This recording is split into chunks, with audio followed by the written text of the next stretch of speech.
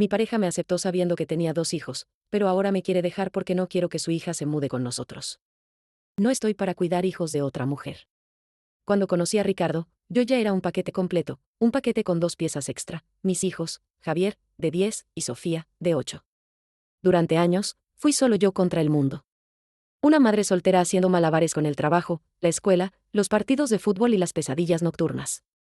Mi vida era un caos controlado, y el amor romántico era un lujo que no creía poder permitirme. ¿Qué hombre querría subirse voluntariamente a un barco que ya navegaba en medio de una tormenta? Entonces apareció Ricardo. No solo se subió al barco, sino que tomó un remo y empezó a remar conmigo. Desde el principio fui honesta. Le dije, esta soy yo, y estos son mis hijos. Son mi prioridad, mi universo. Si no puedes con eso, es mejor que lo digas ahora. Él me sonrió, me dijo que admiraba mi fuerza y que le encantaría conocerlos. Y fue mágico. Ricardo no vio a mis hijos como un obstáculo, los vio como parte de mí. Se aprendió los nombres de sus superhéroes favoritos, venía a los partidos de Javier aunque lloviera a cántaros y tuvo la paciencia de un santo para ayudar a Sofía con sus proyectos de arte. Se convirtió en parte de nuestra pequeña y apretada unidad. Se convirtió en nuestro pilar. Por primera vez en años, sentí que podía respirar. Construimos una familia, la nuestra, los 4. Las noches de pizza y películas, las guerras de almohadas, los domingos en el parque. Él encajó perfectamente en el rompecabezas de nuestras vidas, él era la pieza que nos faltaba. Por supuesto, yo sabía que él tenía su propio pasado. Tenía una hija, Lucía, de una relación anterior que terminó hace mucho tiempo. Pero nunca fue un problema real. La niña vivía en otra ciudad con su madre, a cientos de kilómetros de distancia. Ricardo hablaba con ella por teléfono y la visitaba en vacaciones un par de veces al año. Era una parte abstracta de su vida, una historia de un capítulo anterior. Él había elegido nuestro presente, había elegido nuestra familia, nuestra unidad de 4. Ese era el acuerdo tácito, él me aceptó a mí y a mis 2 hijos, y a cambio yo le di todo el amor y la estabilidad que un hombre podría desear. Era un equilibrio perfecto, uno que yo creía que duraría para siempre. Nuestro equilibrio era tan perfecto que empecé a creer que era indestructible. Ricardo y yo empezamos a hablar de futuro, de un futuro real. Hablamos de comprar una casa más grande, de casarnos algún día. Yo me permití soñar de nuevo, imaginando una vida en la que no estaba sola al timón. Mis hijos lo llamaban por su nombre, pero con el tipo de afecto y confianza que se reserva para un padre.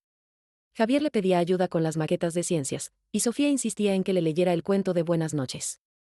Éramos una unidad sellada, feliz y funcional. La grieta apareció una noche de martes. Ricardo llegó a casa más tarde de lo habitual, con una expresión preocupada que no le había visto nunca. Mientras yo servía la cena, él se quedó de pie en la cocina con el teléfono en la mano. Me dijo que había estado hablando con su exmujer, la madre de Lucía. A ella le había surgido una oportunidad de trabajo increíble, un proyecto de 2 años en el extranjero, un ascenso que cambiaría su carrera. Era una oportunidad única en la vida. El único problema era que no podía llevarse a Lucía, que ahora tiene 12 años, no de inmediato al menos. Yo asentí, escuchando con esa simpatía superficial que se tiene por los problemas de otros que no te afectan. Dije algo como, vaya, qué dilema para ella. Fue entonces cuando Ricardo soltó la bomba. Lo hizo con una naturalidad que me heló la sangre. Dijo, así que lo hemos hablado, y hemos decidido que lo mejor es que Lucía venga a vivir con nosotros. Se me cayó el cucharón de la lasaña en la encimera. Lo miré, esperando que fuera una broma, pero su cara era completamente seria. Estaba preocupado, sí, pero también aliviado, como si hubiera encontrado la solución perfecta a un problema logístico. Vivir con nosotros, repetí, y mi voz sonó extraña, lejana. Sí, dijo él, sonriendo por primera vez. Sería increíble, ¿no crees? Podría tener su propia habitación, ir a la misma escuela que los chicos. Finalmente seríamos una familia completa, los 5. Los 5. La palabra resonó en mi cabeza como una campana de alarma. No éramos 5, éramos 4. Esa era la ecuación que funcionaba. La llegada de su hija no era una simple suma, era una variable desconocida que amenazaba con desequilibrarlo todo. Mi mente se aceleró buscando excusas, razones lógicas para rechazar lo que mi instinto gritaba. Le dije, pero Ricardo, es una adolescente. Apenas la conocemos, ¿cómo afectará a Javier y Sofía? Nuestra casa no es tan grande. Él desechó mis preocupaciones con un gesto de la mano. Dijo que los niños se aceptarían, que son resilients, que el amor hace que el espacio se expanda, y que sería bueno para Lucía tener hermanos. Pero yo no pensaba en lo que era bueno para Lucía. Pensaba en mí. Pensaba en mis años de sacrificio, en las noches sin dormir, en las dificultades que superé sola para crear un entorno estable y seguro para mis hijos. Este santuario lo había construido yo con mis propias manos, y ahora él quería introducir a una extraña su hija en el centro de nuestro universo. No estoy para cuidar hijos de otra mujer. El pensamiento fue tan claro y nítido que me asustó. Yo ya había cumplido mi cuota de pañales, de fiebres nocturnas, de dramas escolares. Había pagado mi peaje. La llegada de Ricardo se suponía que era mi recompensa, mi oportunidad de tener un compañero, no de convertirme en la madrastra de una adolescente resentida. Le dije que era una decisión muy grande, que teníamos que hablarlo con más calma, pero él no pareció entender mi reticencia. Pensó que mis preocupaciones eran puramente prácticas. No entendió que mi objeción era fundamental. Él había sido aceptado en mi familia, eso no significaba que yo tuviera que aceptar a toda la suya. Los días siguientes fueron una guerra fría silenciosa. Ricardo hablaba del tema como si fuera un hecho consumado. Mencionaba cosas como, podríamos poner un escritorio en la habitación de invitados para cuando Lucía haga los deberes, o, creo que la escuela de los niños tiene un programa de música excelente, a Lucía le encantará. Cada una de sus frases era como una pequeña puñalada en mi sensación de seguridad. Él estaba rediseñando nuestro mundo, nuestro santuario, sin mi consentimiento real. Estaba actuando como si mi acuerdo fuera una mera formalidad. Mi resentimiento empezó a crecer, transformándose de una pequeña semilla de inquietud en un árbol de raíces profundas y amargas. La confrontación final llegó el sábado. Los niños estaban en casa de sus abuelos, y estábamos solos. Ricardo desplegó su ordenador portátil en la mesa del comedor y me mostró fotos de Lucía. Era una niña bonita con la misma sonrisa de su padre. Está tan emocionada de venir. Le dije que eras simpática, le dije que eras la mujer más increíble del mundo. Sus palabras, que deberían haberme ablandado, tuvieron el efecto contrario. Me hicieron sentir como una hipócrita. Él le estaba vendiendo a su hija una versión de mí que no existía. No me sentía increíble, me sentía acorralada. Respiré hondo y se lo dije con la mayor calma que pude, pero mi voz temblaba de ira contenida. Le dije, Ricardo, no puedo hacer esto. No quiero que tu hija venga a vivir con nosotros. Él me miró, confundido, como si no hubiera entendido mis palabras. Me preguntó por qué, y entonces se lo solté todo. Le dije que yo no me había apuntado a eso, que lo acepté a él, pero que ser madrastra a tiempo completo de un adolescente no formaba parte del trato. Le dije que ya había criado a mis hijos, que era mi turno de tener un poco de paz, de tener una pareja para mí, no de empezar de nuevo con los dramas de otra persona. Le dije, con la voz cargada de la injusticia de todo aquello, no estoy para cuidar hijos de otra mujer.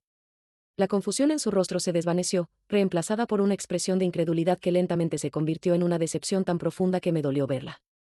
Se quedó en silencio por un largo rato, mirándome como si me viera por primera vez. Y cuando finalmente habló, su voz era baja y controlada. Dijo, aceptaste mi amor, aceptaste mi ayuda, aceptaste mi presencia en la vida de tus hijos, pero no puedes aceptar a mi hija. Le dije que no era lo mismo. Mis hijos estaban aquí desde el principio, eran parte del paquete original. Su hija era un anexo, un cambio en los términos del contrato que yo no había firmado. Él negó con la cabeza, una sonrisa triste y amarga en su rostro. Dijo, nunca hubo un contrato. Pensé que estábamos construyendo una familia. Pero ahora veo que solo me permitiste unirme a la tuya bajo tus condiciones. Mis hijos son bienvenidos, tu hija no. ¿No ves lo injusto en eso? No era injusticia, era autoprotección. Era defender los límites de la vida que yo había construido. Él lo veía como un rechazo a su hija, yo lo veía como una defensa de mi familia, la nuestra, la de 4. La conversación terminó ahí. Ricardo cerró su ordenador portátil, se levantó y dijo que necesitaba salir a tomar aire. Mientras lo veía irse por la puerta, no sentí culpa, sentí una indignación justificada.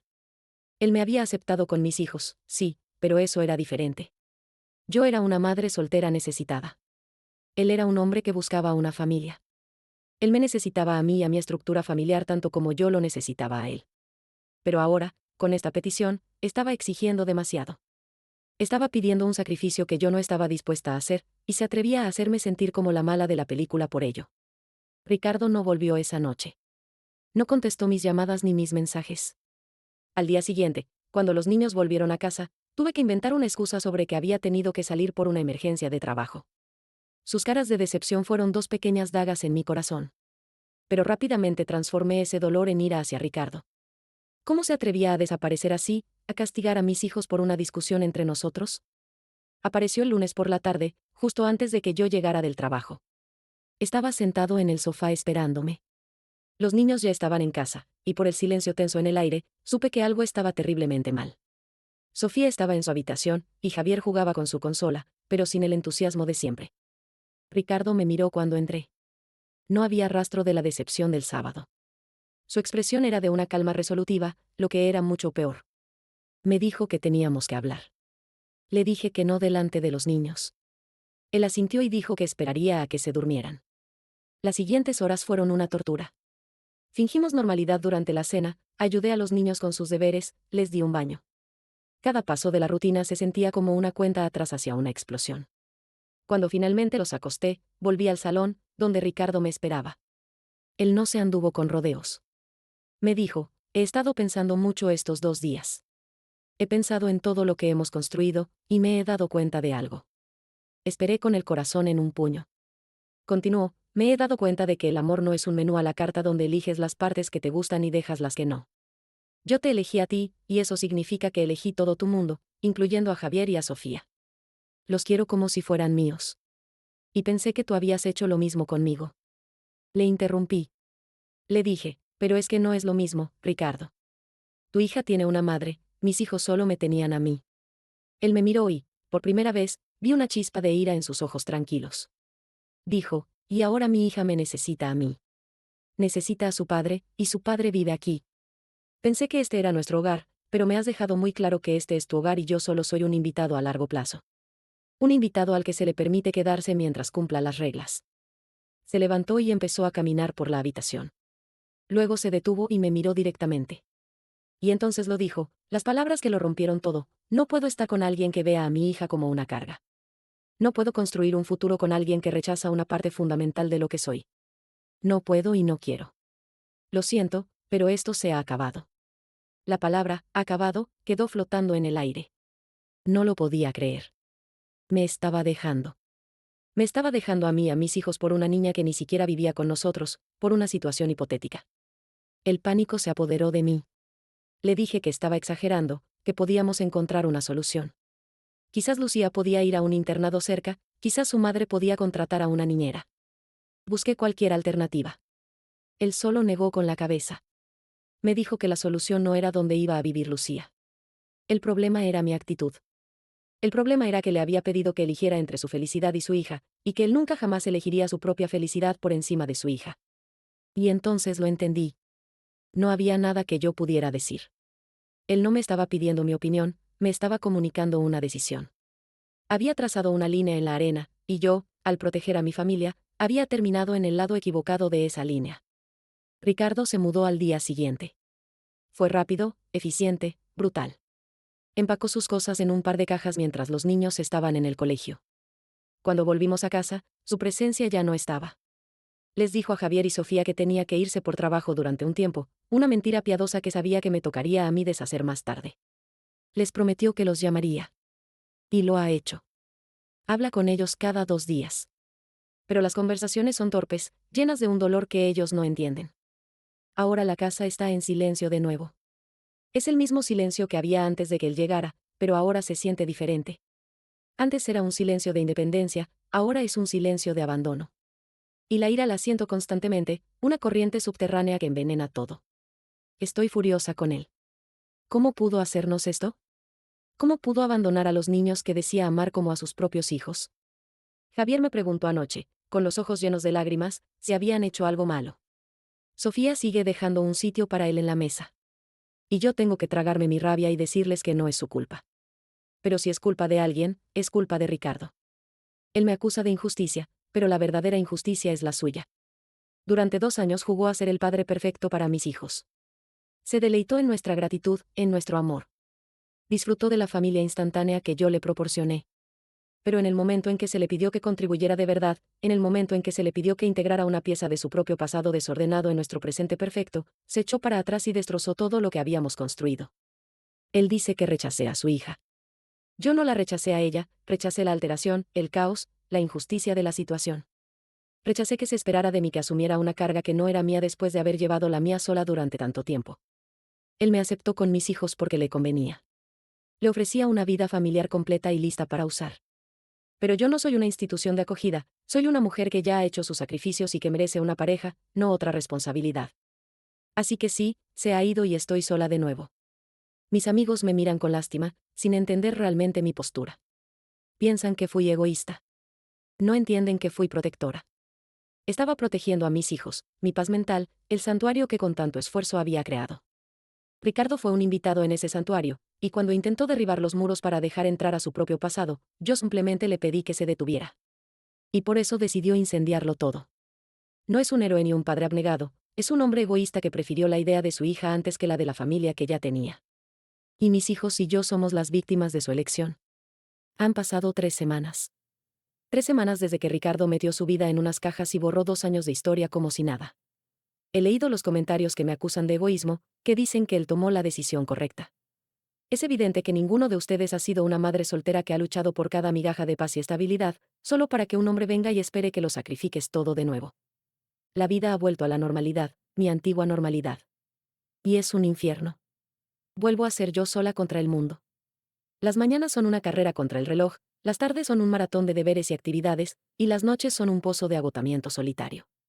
Todo el peso que Ricardo me había quitado de los hombros ha vuelto a caer sobre mí, pero esta vez pesa el doble, porque ahora sé lo que es no llevarlo. Pero mi agotamiento no es lo peor. Lo peor es ver las caras de mis hijos.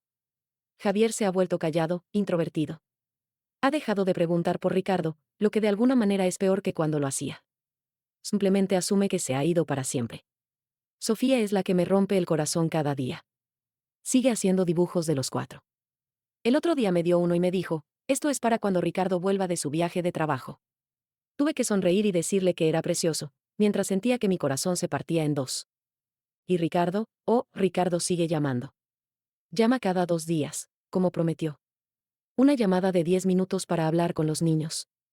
Y esto es lo más injusto de todo. Él puede ser el padre divertido y distante por teléfono. Preguntarles por su día, reírse de sus chistes y luego colgar, libre de responsabilidades. Mientras yo soy la que tiene que lidiar con las lágrimas después de la llamada, la que tiene que secar las almohadas mojadas por la noche, la que tiene que responder a la pregunta imposible de ¿por qué ya no vive aquí con nosotros? Me ha convertido en la villana de la historia, la que se interpone entre ellos y su felicidad. Descubrí la verdad definitiva la semana pasada. Una amiga en común, sin saber la gravedad de la situación, me lo soltó casualmente. Me dijo que había visto a Ricardo. Estaba firmando el contrato de alquiler de un apartamento de 2 habitaciones, no muy lejos de aquí. Dijo que se le veía emocionado, que le estaba contando a la gente inmobiliaria que necesitaba espacio para cuando su hija llegara a la ciudad. Así que ahí está. No se fue a un hotel, no se fue a casa de un amigo. Se fue directamente a construir un nuevo nido, un nido para él y para ella. No solo me dejó, sino que me reemplazó. Reemplazó a nuestra familia con la suya. La original, la que de verdad le importaba. Nuestra vida juntos, el amor que decía sentir por mis hijos, todo era temporal. Era un marcador de posición hasta que su verdadera familia lo necesitara. Y en el momento en que lo hizo, nos desechó como si fuéramos un borrador. No le importó el daño que causaría, no le importó el corazón de Javier y Sofía. Solo le importó su propia sangre. Y yo soy la egoísta por no querer participar en eso. El mundo está verdaderamente al revés. Han pasado casi 3 meses. La vida ha encontrado un nuevo ritmo, uno más triste y pesado. He explicado a los niños de la forma más suave que he podido que Ricardo y yo hemos terminado y que no volverá a vivir con nosotros. Ha habido muchas lágrimas y preguntas a las que no tengo respuestas honestas que no los destrocen, así que recurro a mentiras piadosas. Es una situación de adultos. A veces las cosas no funcionan. Él siempre los querrá. Cada palabra a ceniza en mi boca. El evento que me ha llevado a escribir esto, el punto final de esta saga, ocurrió el sábado pasado. Era el primer partido de fútbol de la temporada de Javier. Fui sola, como antes. Me senté en las gradas, intentando animar con un entusiasmo que no sentía. A mitad del partido, una figura familiar apareció en el borde del campo. Era Ricardo. Llevaba una gorra de béisbol, pero lo reconocí al instante. Mi corazón dio un vuelco, una mezcla tóxica de esperanza y rabia. Había venido a verme, a hablar, a pedir perdón. Pero no estaba solo. A su lado había una niña alta y delgada, con el pelo largo y oscuro, mirando el partido con una expresión tímida. Era Lucía, su hija. Había venido al partido de mi hijo, y había traído a su hija. La audacia me dejó sin aliento. Javier lo vio desde el campo. Pude ver el momento exacto en que sus ojos se encontraron. La cara de mi hijo se iluminó con una sonrisa tan pura y radiante que me dolió. Al final del partido, Javier corrió directamente hacia él, ignorándome por completo. Ricardo lo levantó en un abrazo gigante. Se rieron. Entonces Ricardo le dijo algo a Javier y lo giró suavemente para que se enfrentara a Lucía. Vi a mi hijo, mi tímido Javier, tenderle la mano. Vi a Lucía sonreír y estrechársela.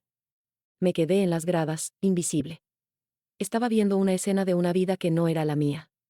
La familia que él quería, formándose ante mis ojos sobre los restos de la mía.